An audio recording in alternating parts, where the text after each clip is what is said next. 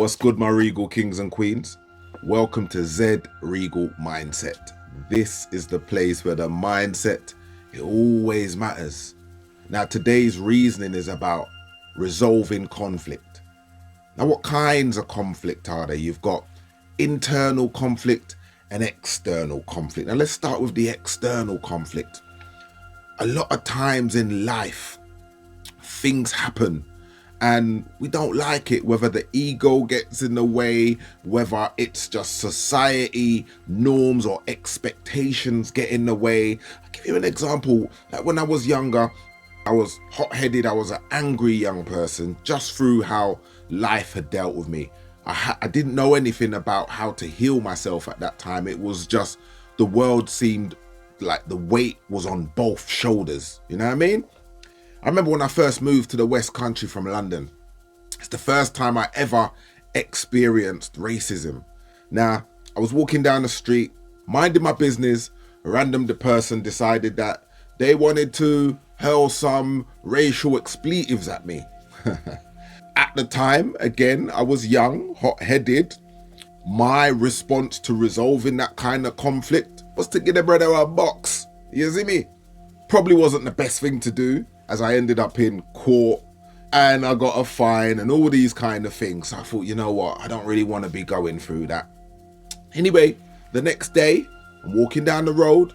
What happens again? The same thing. Is like the Most High was testing me to see if I'd learned my lesson. The thing with this one is, the person that decided to hurl racial abuse at me, it was a little bit older.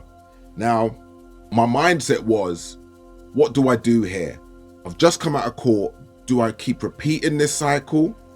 And any person that I come across that decides to hurl any form of abuse at me and I respond in the same way, is this going to be the pattern that I really want for my life? Because I know where it leads. I've seen enough examples of that from the people around me.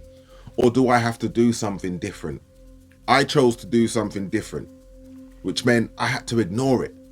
And for the first time, it kind of hurt my ego a little bit. You know what I mean? I felt a little bit like a wussy.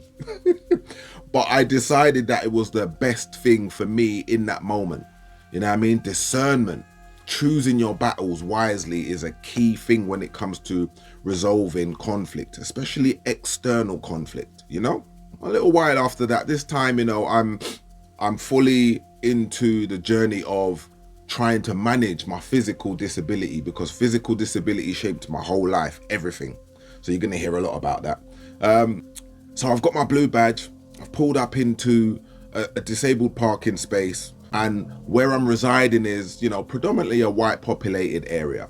Now, as a big black man, you know, probably had a hood on or something like that, or a flat cap or something like that.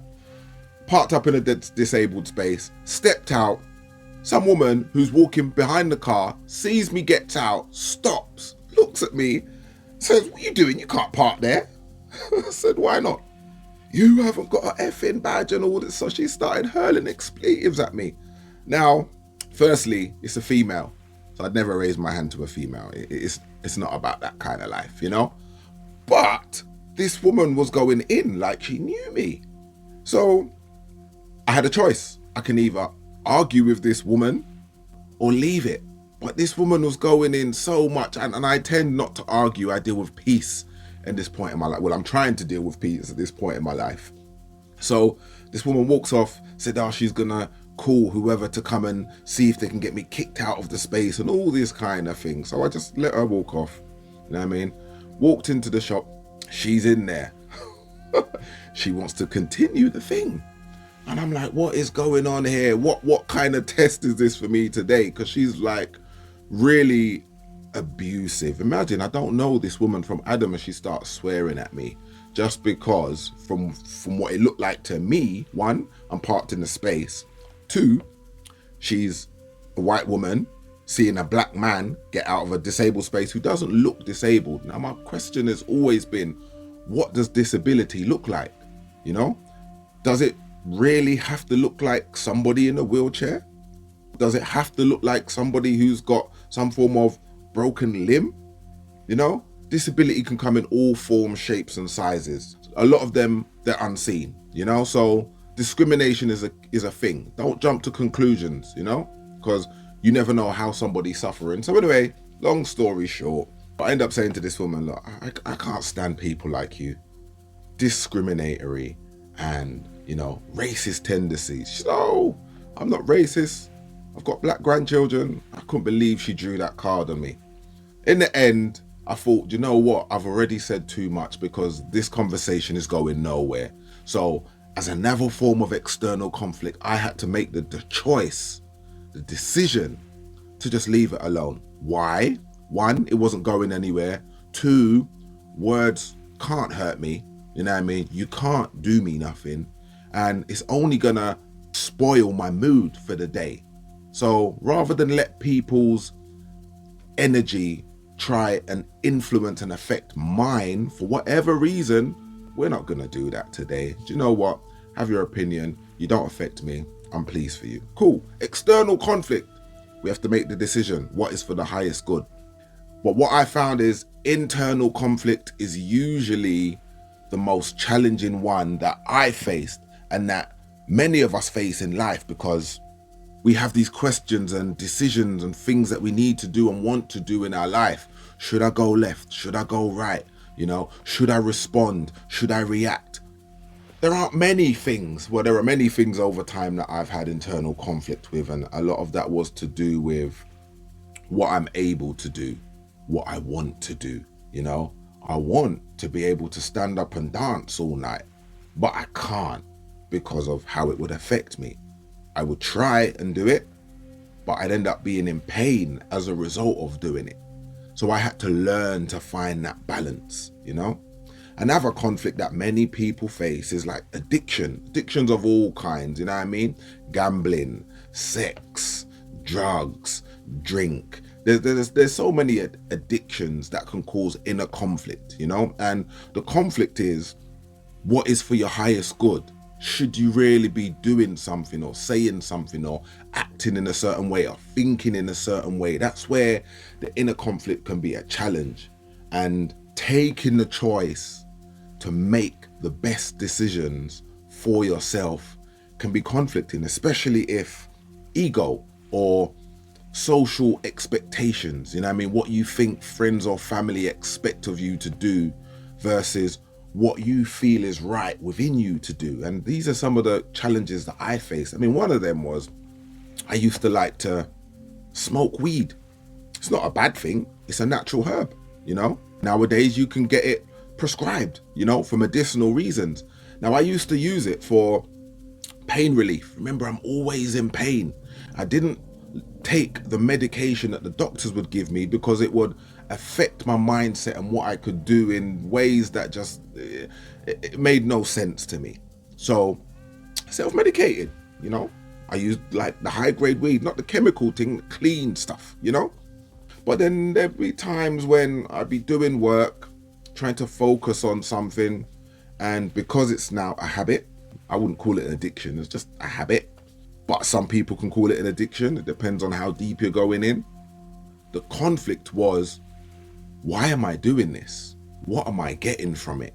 How is this affecting me and the things I need to do for me right now, here and today? You know, is it beneficial? You know, if you ever smoked weed before, different strains of weed, you know that the super strong one, if you've got stuff to do for the day, it can rob you of your ambition. You can blaze a thing and be sat down all day and be like, okay, the day's gone. What have I done with my day? It's crazy. And it's easy for people to get in that cycle of doing these kind of things. Now, I've always been a productive person. I've always had stuff to do. And fortunately for me, I was always able to still get on with the work that I needed to do whilst indulging. But the conflict was, why am I doing this? What is the reason? Is it benefiting me? How does it help me? And then having to take the decision to balance it out, to not smoke as much or not smoke at all, or, you know what I'm saying? Sometimes you have to create the boundaries in yourself to resolve that conflict of should I or shouldn't I, and why. You understand? So it's like, what is the issue? Once you identify what the issue of inner conflict is, then it's like, have you encountered this issue before? If you haven't, then the conflict can seem a bit more. If you have, then you can ask yourself, okay, well, so how would I normally deal with this? And how I deal with it, are the results favorable or not? And at the same time, being favorable, are they fair? You get me? Because things can be favorable, but they may not necessarily be fair for the highest good, whether that's your highest good or and the highest good of others around that may be affected by this. Do you understand? Inner conflict can be a straight headache. So the other thing is, what are the patterns that are repeating? Is this something that you're doing for your highest good? Does it help you achieve your highest purpose in the moment, in the situation, in life, in whatever it is you're trying to achieve, in whatever it is you're trying to release, you know? And then the other part of inner conflict is the self-talk. That's a big key in how we deal with inner conflict and how we heal the inner conflict and how we move forward through inner conflict is the self-talk. What are you saying to yourself? How are you talking to yourself? A lot of us don't realize how we're talking to ourselves sometimes. When we talk to ourselves negatively, that is the energy we put into ourselves, and that's what we get more of. When we talk to ourselves positively, it changes the frequency of our mindset and how we think and how we receive things. For example, something happens to you or me, and you might say, Regal, what a plum. What'd you do that for? You're such an idiot. And I know enough people say that about themselves, and it's just, a common thing. But it's a negative talk. If you can switch that, for example, something happens and you say, Regal, that was terrible, but you know what? Don't worry about it. You know what I mean? You've got the tools to deal with this. You can manage it. Let's figure out a way to deal with it. Now, that would be the positive way of self-talk versus the other way of saying, you're such an idiot. Rah, rah, rah. Do you understand? So dealing with inner conflict starts with the self-talk, how you program yourself, how you talk to yourself. If you're somebody who's an empath and you have a young child, you wouldn't say to a child who makes a mistake, you stupid little whatever comes after that, You would say, don't worry, baby, you know what I mean? Pick yourself up, dust yourself off, let's try it like this. Do you understand? You have to deal with yourself with love and care in order to change the inner conflicts. You understand? So reprogramming our thoughts, our talk, and our action is key to dealing with inner conflict. And that's why I believe the mindset always matters. You know what I'm saying? That's the Regal mindset.